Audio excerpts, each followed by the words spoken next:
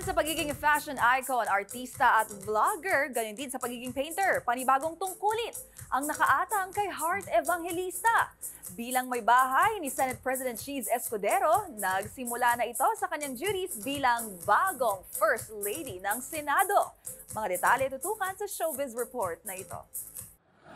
Nagsimula na ang actress fashion icon na si Heart Evangelista sa kanyang duties bilang bagong First Lady ng Senado matapos ihalali bilang Senate President ang kanyang mister na si Cheese Escudero.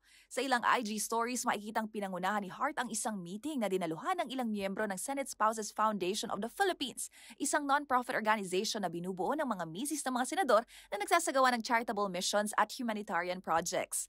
Sa kanya namang broadcast channel, ibinahagi rin ng aktres na excited siya sa kanyang bagong tungkulin at sinare nito ang IG account ng Senate Spouses. Magunita na minsang ibinuking ni Senate President Cheese sa kapihan sa Senado Forum kamakailan ang inisyal na reaksyon ni Heart ng opisyal na itong magiging head ng naturang organisasyon. Iyak siya ng konti, nagpanik kasi parang di raw niya kaya. So, inaano ko na, wag ka magpa-pressure. Sabi ko, yung kaya lang. Nausisa rin si Escudero kung willing ba si Heart na i-sacrifice ang modeling career nito. Ito naman ang kanyang naging sagot. Hindi naman ganun karami ang functions ng Senate Spouses.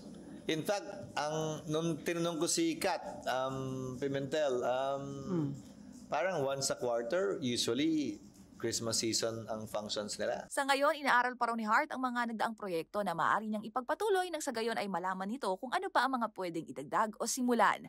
Ang pagiging pinuno ng Senate Spouses ay nakagawiang ipinapasa sa kung sino ang nakaupong Senate President.